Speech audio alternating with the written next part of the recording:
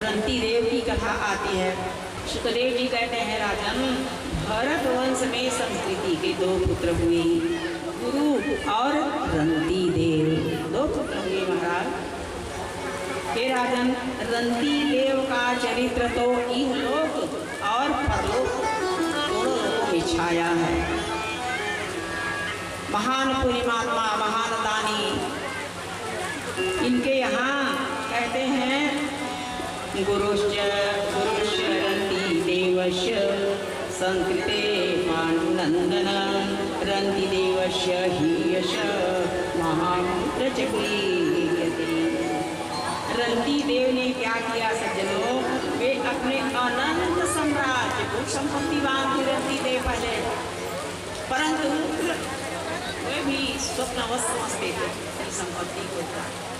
यहाँ तक उन्होंने अपनी सभी साम्राज्य को दान कर दिया, सबको दान पुण्य कर दिया। अपने परिवार को लेकर के जंगल में चले गए।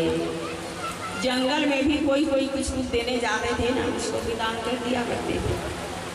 इतनी दानी।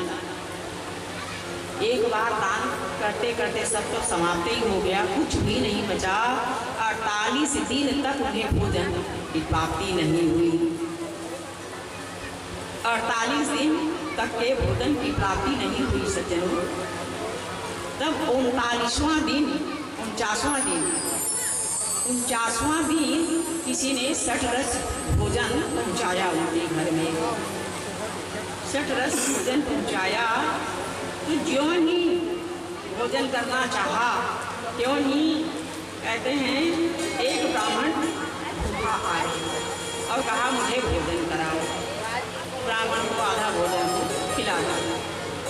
उसके बाद फिर भोजन करना चाहा तो एक शूद्र आ गया, उसने भोजन मांगा।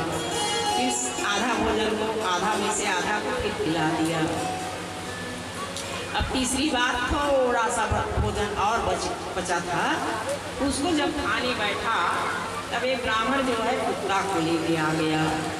मेरे कुत्ता को भी भोजन कराओ, उसको भी भोजन कराओ।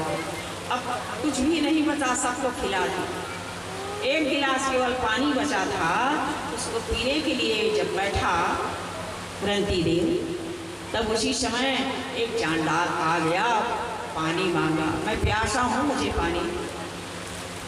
पानी को भी दे दिया। एक गिलास पानी बचा था उसको, और राम करे सो होय करके बैठ गया सज्जनों। राम करे सो होय करके ज्यों ही बैठे, त्यों ही ब्रह्मा विष्णु महेश उसके सामने प्रकट हो गए। एवमस्तु वरम ब्रूहि, वरदान मांगो पुत्र, वरदान मांगो, हम अत्यंत प्रसन्न है।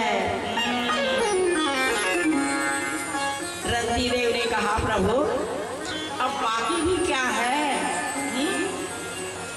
मेरे सामने ब्रह्मा विष्णु महेश खड़े हुए हैं, तो दुनिया में और बच ही क्या गया प्रभु? मुझको तो जो पाना था, अपने लक्ष्य को पाना था, सो मैंने पा लिया, तो मुझे कुछ भी नहीं चाहिए। तो सज्जनों कहते हैं ना, जो परोपकारी होते हैं उनके लिए कुछ भी नहीं करना पड़ता। वो अपने पुण्य से ही, अपने परोपकार से ही अपना बेड़ा पार करा लेता है। सहज बेड़ा पार हो जाता है जो परोपकारी होते हैं उनका।